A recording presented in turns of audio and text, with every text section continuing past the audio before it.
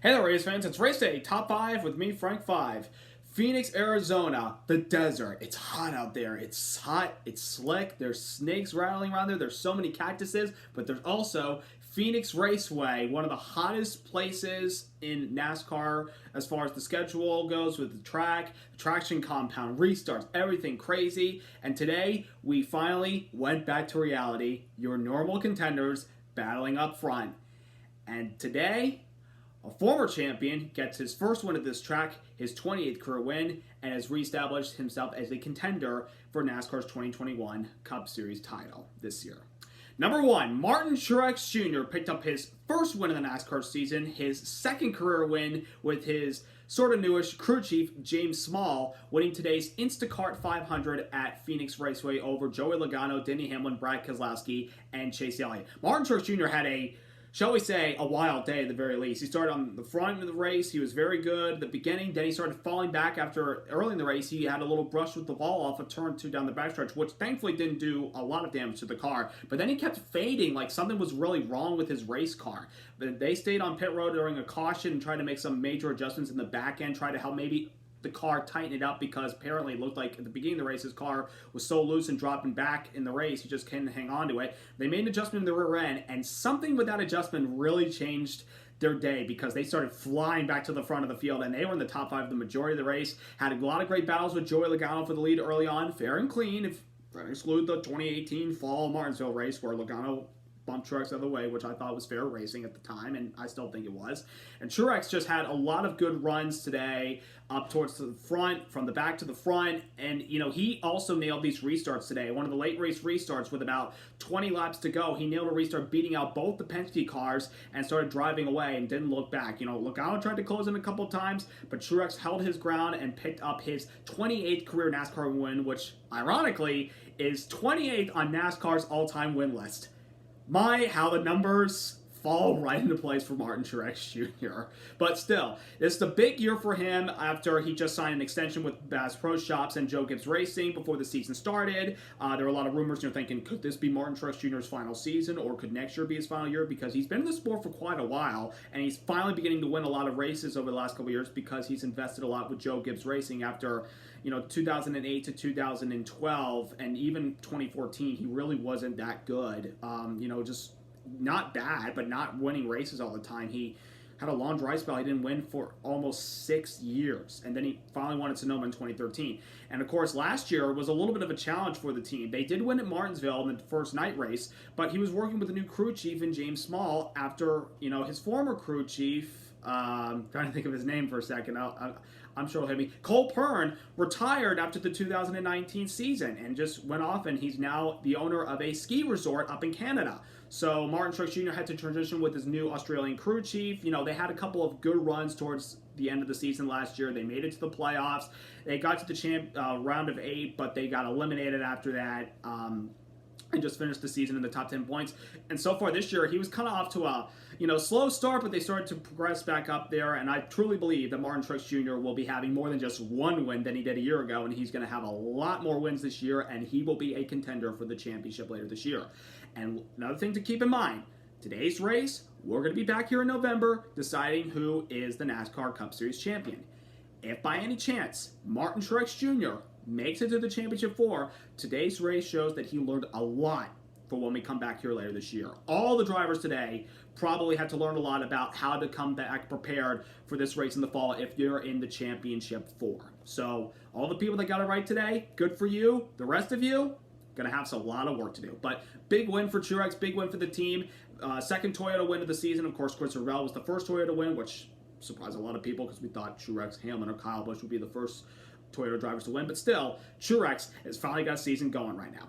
Number 2, Joey Logano, the dominant car of the day, led over 140 laps today. He was just up front the entire time, was very competitive all race long. He won a stage. He won stage 2, very strong, but he got beaten towards the end on those restarts by Martin Truex Jr., which he even admitted, and he said post-race interview, it was a great performance by the whole team. Todd, him and his crew chief Paul Wolf did a great job together. He submitted second sucks, which everybody agrees second sucks, but still, you got to be proud of the effort you put together. And I think Joey Logano had a lot of maturity in his interview about saying, it's a good stepping stone for when we come back here in the fall. And if we're part of the championship four, like Truex, who got it right today, we could be battling hard for the title. So, big day for the 22 and this entire team.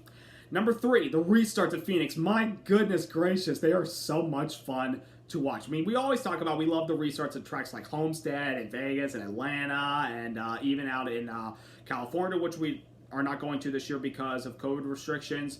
But the restarts at Phoenix are just crazy. When we repositioned the start-finish line back to the dogleg in the fall of 2018, the restarts were just absolutely back crap crazy. Like, they were so much fun to watch. They're taking the dog leg, literally, like, you could see 12 to 15 guys taking the dog leg after they take the green flag to start a race or restart the event. And they just carry it 3 and 4 and even sometimes 5 wide off into turn 1. And how these guys don't crash is beyond me. Apparently, the Xfinity guys yesterday didn't listen, and they kept wrecking all the time, which that was crazy. But still, the Cup restarts today were very solid, very fun to watch, very exciting. Not a lot of beating and banging, which is honestly good because we saw a lot of that in the Xfinity race yesterday. But these restarts are just so much fun to watch here at Phoenix, especially when we repaved this track back in 2011 and put dogleg back there where people could use the apron of the track, and it's just amazing. It's just great stuff. And Phoenix has become a very exciting track over the last couple of years since they repaved it. Originally, it was a no-groove racetrack. Now it's multiple grooves. I mean, it's a good facility. Phoenix has done well for itself. Number 4, the traction compound. Another thing that we need to keep in mind when we come into Phoenix now is the traction compound we put down. We used it last year in both races, the spring race and the championship 4 finale, and they provided not only some great racing on the restarts, but some great racing all around. A lot of passing, a lot of side-by-side action, a lot of battles, especially with the short track package with 750 horsepower, low spoiler, low downforce, provided some great racing. And we saw a lot of that today with this traction compound. They kept it up in the higher grooves, in the middle of 1 and 2, and in the upper grooves of 3 and 4, and it worked well. We saw a lot of guys, you could take the lanes on the bottom, you can run the top, and that really it becomes very interesting, especially with the choose rule that we have again this year, where you can choose which lane you want to pick, which means, you're not going to restart where you came off of pit road, but still, it provides some entertainment on these restarts, and I think it just works out. So, Phoenix Raceway, once again, did a great job with the traction compound. I thought the tire also did a good job today. There were no tire issues whatsoever. And hopefully we have that same factor for when we come back here deciding a champion later in the fall. And number 5, Hendrick Motorsports, kind of a crazy day, believe it or not. 3 of the 4 Hendrick cars, and 2 of them who won the last 2 weeks prior to today, William Byron and Kyle Larson, and the man who won the championship last time we were here in the fall, and Chase Elliott, all had to start at the back of the field. Larson and Byron both failed pre-race tech twice from yesterday's pre-race inspection, and Chase Elliott had to drop to the rear for unapproved adjustments because they weren't satisfied with the skirts back there. So they had to drop to the rear, but they quickly started progressing themselves to the front, slowly but surely, and they all had some good race cars. Alex Bowman kind of was the one that was kind of the weak link today. He had an incident late in the early portion of the race where he got bumped from behind racing with Ross Chastain and Austin Dillon, and he got into the outside wall, and I thought, that's some bad contact, which really wasn't that bad.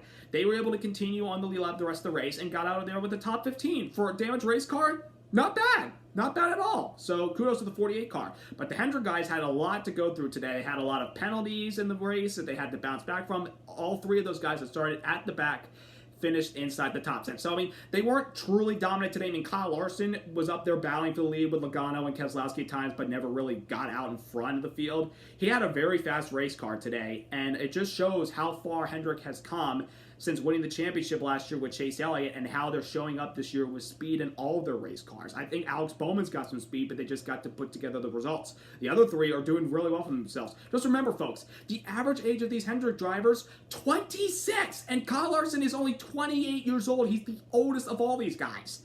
The future for Hendrick Motorsports is bright. They had a solid day today. A good, solid performance by all their cars today, and they'll carry that over into next week's race. Finally, driver recap, Chase Elliott, second top 5 of the season, first top 5/top 10 since the Daytona 500. Honestly, really needed this because the last couple races we've had top 10 speed. We just haven't had the finish yet. I mean, the road course at Daytona, one could argue if NASCAR didn't throw that bogus rain caution, Elliott was going to cruise to victory.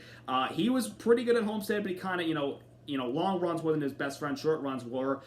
Vegas, he was good in the beginning, and then he had that spin late and really could bounce back for 13th. Today, as I mentioned, started at the back, worked his way to the front, had a very good race car, ran up in the top 5 early on. I felt like he could possibly challenge because Elliott's really good here at Phoenix. Of course, last year he won the race as well as the championship in the fall. But then late in the race, he kind of fell back on the long runs, which really weren't his best friends today, which is something we got to look at if we're in the championship 4 later this year. We got to focus on the long runs because there could be a point in time where the race carries on the final stage and we don't have a caution. We have to work on that. Elliott had a penalty at the beginning of stage 3 on the green flag pit stop, a pit stop on a yellow. He got caught for speeding, he fell back, and he was stuck back in 18th thinking, we're never going to get back to the top 10. Then a caution came out for when Tyler Reddick blew a tire and hit the wall. Elliott progressed himself to the front on fresh tires as well as the short runs, which were his best friend, and he fought all the way back up to get a 5th place finish. So very solid performance, and gets us back on the swing of things, gets us back some momentum, and we'll carry it over into the next race, his home track. So solid day all around for the whole 9 team, and also want to thank Universe for sponsoring them once again this season. Another thing I have to mention as I start to close out this video, non-NASCAR related news from one 9 to another popular 9. You all know I'm a Baltimore Ravens fan because you've seen some of my videos where I wear Ravens jerseys, recapping, season and thanking you all. But I have another favorite team that I kind of like and quarterback in the New Orleans Saints, and Drew Brees. Undoubtedly one of the greatest quarterbacks to ever play the game. During the race today, Drew Brees announced that after 20 years in the NFL, 5 years with the San Diego Chargers, and 15 phenomenal years with the New Orleans Saints, bringing them home a Super Bowl win, Super Bowl 54 in the 2009 season. 13 times he's been to the Pro Bowl. First time All-Pro. Once he was the first All-Pro. One Super Bowl MVP the year they won the Super Bowl, their only Super Bowl today in franchise history for the Saints. Today, Drew Brees announced his retirement, and I don't have a lump in my throat, but I still can't believe it. I'm sure, I know this is an NASCAR channel, but I got to address Drew Brees. I love him so much. I'm a Ravens fan, but Drew Brees is my favorite all-time quarterback, one of the greats to play the game. After he lost that NFC divisional game with the Buccaneers, Tom Brady, there were rumors that was possibly his last game in the Mercedes Superdome in New Orleans, as well as possibly his last game in the NFL. But then, the weeks carried on and months carried on, and we hadn't had an announcement, and I saw a training video of his, and I'm thinking maybe he's not ready to retire. He didn't want to go out like that, but he and his kids announced today via video on Instagram and Twitter that he is officially calling it a career. And Drew Brees, thank you for all you've done for the game of the National Football League. We love you so much for what you've done. You brought hope back to New Orleans when they desperately needed someone to save them because the franchise wasn't good, and of course they were coming off Hurricane Katrina. His first year with the Saints was the year they returned to the Superdome after the hurricane, really ruined the entire city of New Orleans. He came to their team with the new head coach and Sean Payton at the time, and they made the playoffs their first year and went to the NFC Championship game. They're just wonderful memories that Drew Brees has brought and to the NFL, and thank him for everything he's done, and can't wait to see when he gets to Canton, Ohio. He'll be a first ballot Hall of Famer, folks. Guarantee that. So, with that in mind, and that beside, up next is Atlanta Motor Speedway, hometown track for Dawsonville, Georgia's golden boy and champ, Chase Elliott. Chase Elliott will be looking to try to win his first race at his home track at Atlanta next week, but there's a couple obstacles he's got to go through. Long runs, tire wear, and Kevin Harvick, because he will be a threat for the win. So, who will come out on top next week? Will it be the golden boy and hometown favorite Elliott? Will it be Kevin Harvick, who's been so dominant in Atlanta the last couple of years, winning last year and in 2018, of course, that phenomenal win in 2001 over Jeff Gordon? Or will somebody else rise to the occasion? Will Kyle Larson on a track where he's known for hanging out loose on a track that really feels like a dirt track as this track chews up the tires? Or will Kyle Busch or will Martin Truex Jr., back up this win today with a win next week? We shall see for 500 grueling miles on the mile-and-a-half track in Hampton, Georgia. So subscribe, like, phenomenal racing today. Congrats to Martin Truex Jr. You all have a wonderful week. I'll see you later.